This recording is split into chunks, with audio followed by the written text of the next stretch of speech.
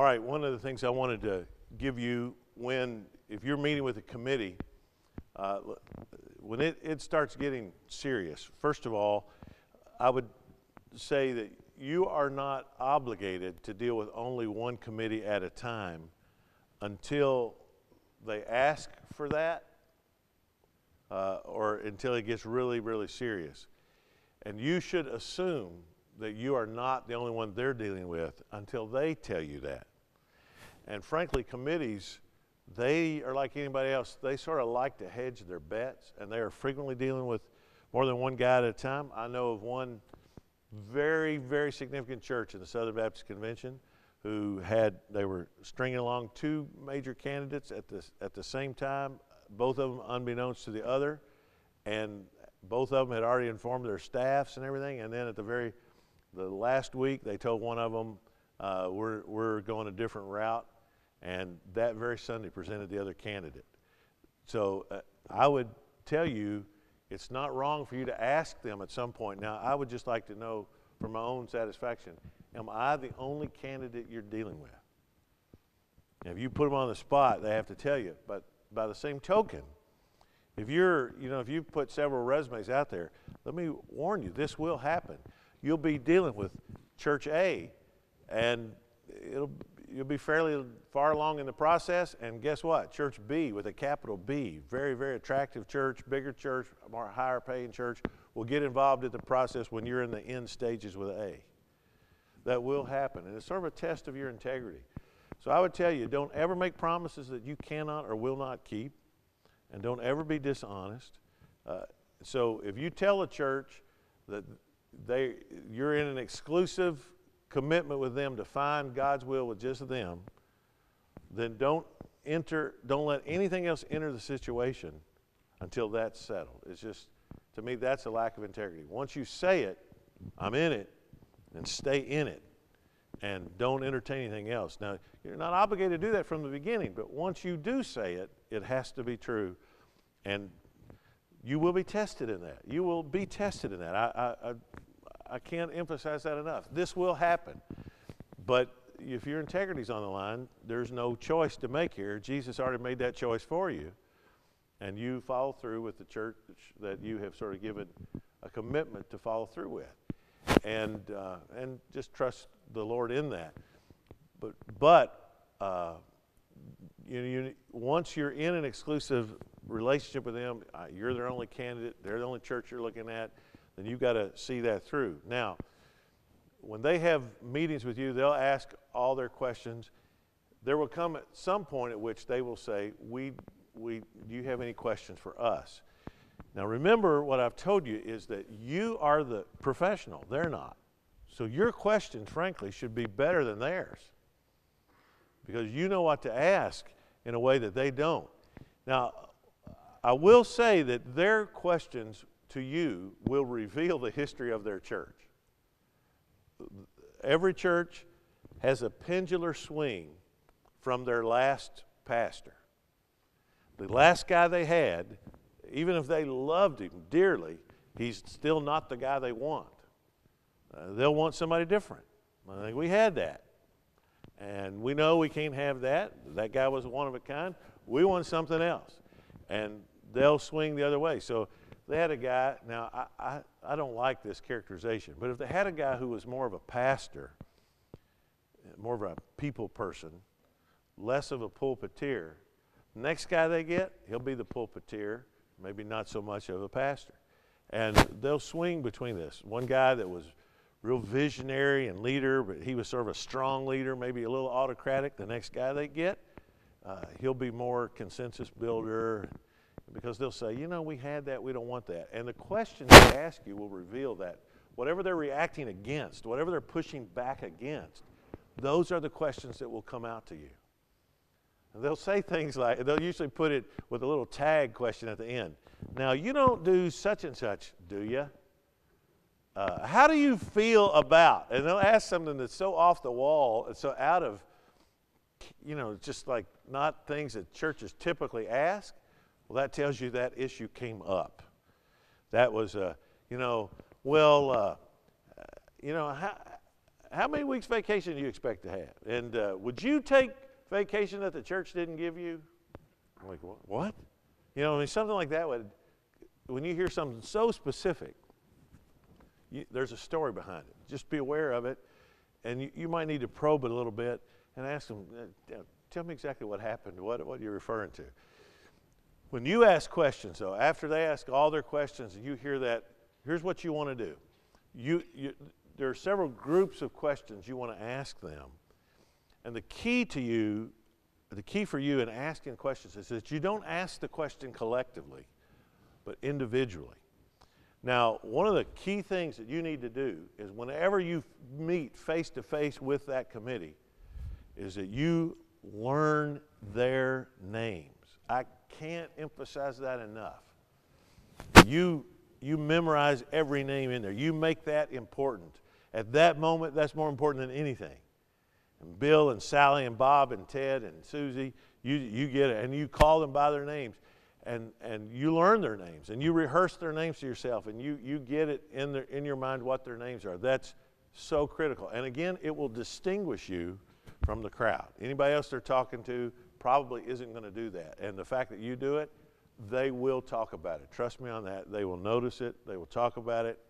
And you'll get to the top of the heap simply by remembering their names. It's very, very important. Basic Dale Carnegie stuff, nothing extremely spiritual about it, except it says you care, which is a pretty helpful characteristic in pastors, right? You know, sort of like if you can fake sincerity, you can do anything. So you learn how learn their names. Now, when you ask your questions, you're going to ask them individually, and you're going to ask for everybody on the committee to give their particular response. First question you ask is, all right, and they say, do you have questions for us? Yes. And let me just start with Susie. And what I do is I pick the person. You never start with their chair. The chairperson is the leader, and the chairperson, typically his job is sort of to present a united front. They're doing what you're doing, which is trying to put their best foot forward. And that's good, and that's understandable and reasonable. But you need information that's more than just their best foot. You sort of need to know the real stuff. And so I sort of pick the person that's least likely to use any subterfuge. By that time, you've got a sense of who's the straight shooter in the room, who's the person who doesn't talk much, whatever. But you sort of pick out either the straight shooter or the person who doesn't talk. And you begin with them, but you're going to go all the way around the room and ask for everybody's response. And the first question you ask is, tell me, what do you think will be your next pastor's greatest opportunity just waiting to be seized? What will be your next pastor's greatest opportunity just waiting to be seized? Now, notice a few things about that. First of all, don't you dare use the first person. Don't ever say, what would my greatest opportunity be? That sounds so presumptuous to a committee. You want to say, what would your next pastors be? See, there's nothing threatening or presumptuous about that. And it makes it not personal. They're not telling you anything about you or what you would face. They're describing this in truly general terms, and this is a good thing. And so you ask, and so you start with Billy Bob or whatever, the guy that you think is the straight shooter or the lady who doesn't talk much. Hey, I'd be interested. Let me just start with you. What do you think? Now, if you ask the chairman, the chairman's going to sort of tell you what he thinks, and everybody else is going to assume they need to agree with the chairman, right? Because he's the leader. So this is why you don't start with him. You start with someone else and say, what would be your next pastor's greatest opportunity just waiting to be seized? What do you think? And Billy Bob's going to say, I think it's all these new people that are coming, moving in our area. Man, that's going to be fantastic. Maybe it's in a transitioning neighborhood. Man, if we got a pastor who's willing to reach African Americans, man, our church could just take off. But the next person, they might give you the flip of that. They may not like that. And they might say, well, the greatest opportunity will be getting our people deeper in the Word or whatever. They're going to have a different take on it. As you go around that room, each one of them is going to have something. You follow it up with, after they each give you something, all right, here's where you start to see the little, and this isn't a bad thing, but they're fissures. They're little cracks in the committee because everybody's going to have their own take. Even if they are united in their pursuit, they want God's man, they all have a different take on what the church needs and what are the church's problems. So you followed up. Your second question is, what will be your next pastor's greatest challenge that might stand in the way of progress? You can say obstacle if you want. What will be his greatest obstacle standing in the way of progress? Okay.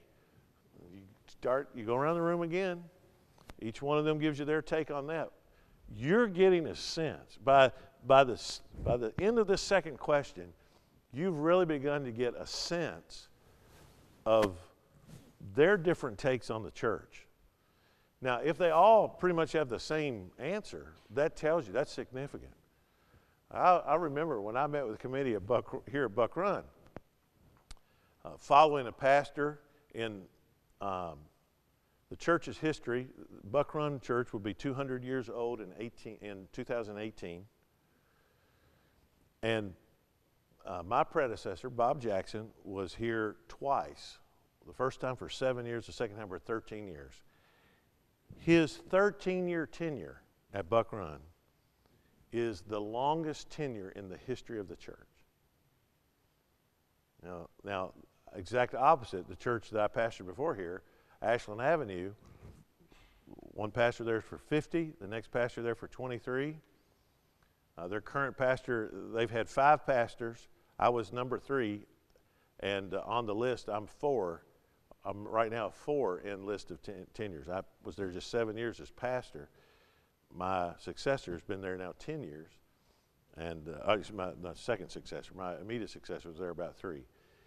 But very different. I come here to Buck Run. Most pastors here 1 to 2 years. Bob Jackson, though, his stamp is on this place incredibly. If you read the book Eating the Elephant by Tom Rainer, there's a chapter about Buck Run called The Miracle at Buck Run.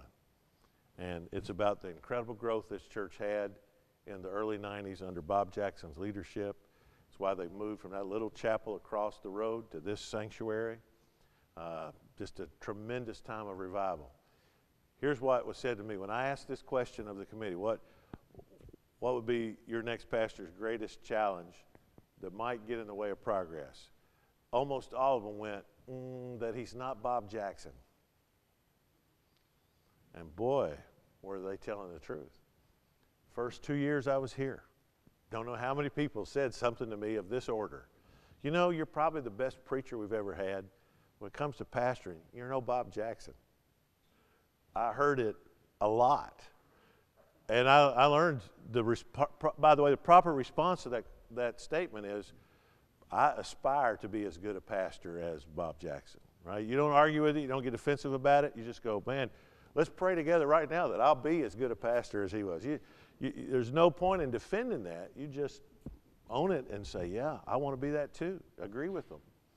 And that was indeed the challenge. I mean, he just had a way with people. I got here to Buck Run, and people come up to me and go, you know, there's some folks here that are just sort of struggling a bit. And I went, what do you mean? And after they hem-haul around a little bit, they basically say, you're no Bob Jackson. Everybody, they're missing Bob, and you know, you're not Bob. And I was like, well, what do you mean? What did they miss? They said, well, you know, he had a little song for everybody. I said, what? I said, yeah. He said, you know, everybody had either a poem. I mean, he had like, he'd see somebody, Mary, Mary, quite contrary, or he did something. And there's some folks here. Did he have a song for you, Kathy? Or a poem? Huh? Chatty Kathy. I mean, you know, he had something like that for everybody. And everybody felt special and personal. And, you know, I'm one of these guys. It's a flaw in me. I don't defend it. But, you know, I'm so focused I can get from point A to point B. I'm thinking about point B. I got to get there. And I don't see anything between the 2 points. And, man, that was hard for people after you've had Bob Jackson to go to me. I heard it, and so that committee warned me about it. It was it was a helpful thing, and I had to brace myself for it and mitigate it as best I could. And I'm still no Bob Jackson, but by this point, they've just learned to love me anyway. They've sort of understood that and forgiven me of that, and I've improved a little bit. I've gotten better, but you're going to hear those things from those committees that they're going to give you insight into what are you going to face. All right. So you say, what's the greatest challenge or obstacle, along with what's the greatest opportunity? And then I asked them, all right, remember when I said one of the challenges of the pastorate is this unclear identity, what's the pastor's role? So I asked them, all right, tell me, what do you see as the pastor's primary responsibility? And again, ask each of them to answer this individually, and you'll hear. Now, if they're united, this is a good thing. If they all give you the same answer, we've thought through that. We've talked about that, and we think. So in my case, if they say, teaching us the Word of God, all right, you're singing my tune. That's what I do best. That's what I do. But if they say, well, we really think that caring for people when they're sick and hurting, that's the main thing. Well, I don't see it as the main thing. I see it as an important thing, but not the main thing. If they tell me that's the main thing, I go, this isn't a fit. So when you hear what they think the main thing is, that's going to help you. All right. Then I ask, all right. Now I want to ask them about their decision-making process. Tell me, if the pastor here felt led to lead the church to do something very significant, say building, relocation, additional staff, whatever, and a decision that needed to be made by the church, what would that look like? How would he go about that? And so you get them to tell you, well, and I'll tell you, it's not clear. You would think there'd be just one answer to that, and there may be, but when you hear the differences, some of them are going to say, well, if they say, well, he'd have to take it to the deacons. This says something about their view of polity right there. They say, well, he'd have to convene the church council. Whatever, they're going to tell you what they see as the process. This tells you more about their understanding of polity than those written documents. Because it is true that sometimes churches operate outside of their bylaws and constitution. And when you ask them this question, you're asking them the way it's really done. And then the fourth thing that I ask is I say, tell me let's say this is a church with staff, you want to know what the process of both hiring and firing. So I've sort of asked them, maybe in the last one I asked them something about how he would lead the church to add staff. But I asked if the pastor feels it necessary to remove a staff member, what would that look like? And again, this is going to tell you something about their view of pastoral authority. Now, I'm not even saying that this is a right or a wrong. I'm just telling you, you just need to know what it is.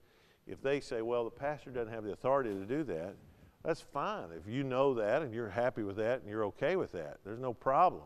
I'm not saying that's a wrong thing, but I'll tell you, there is a problem if a guy goes into the church thinking as pastor he has the authority to do this stuff, but the church's understanding is that he does not.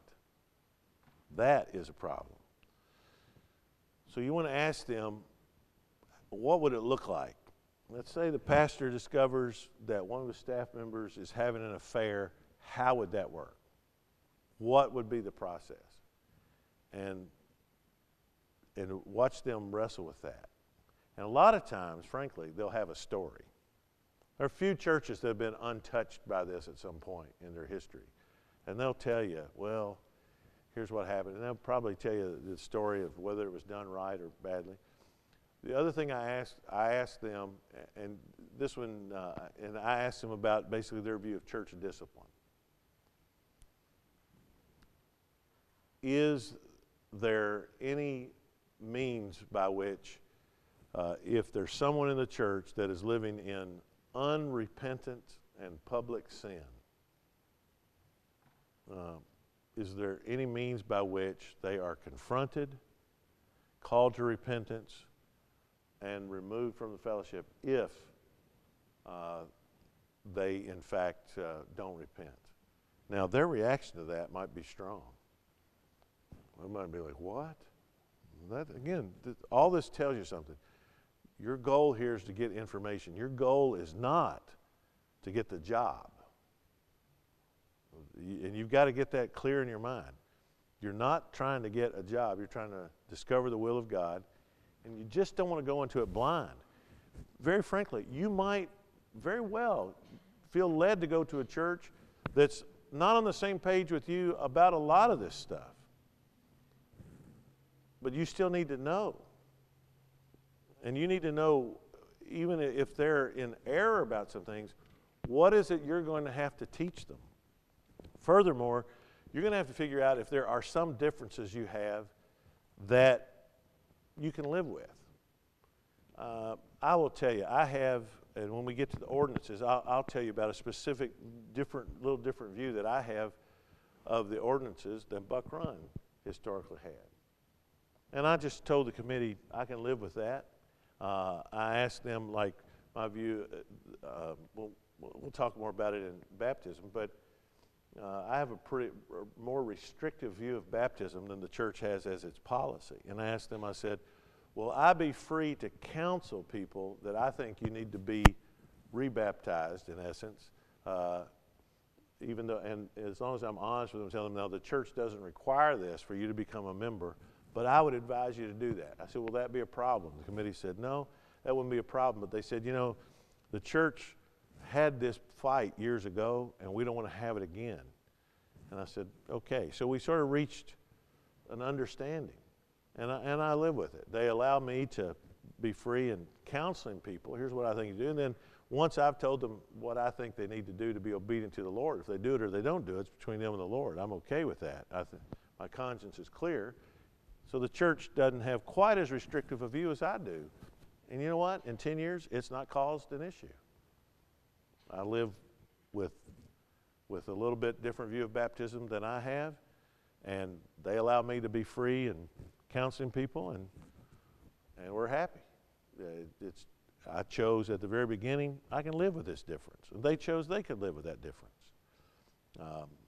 And you just need to know. That's the thing. You're gathering information. Can I live with this? Can I understand this?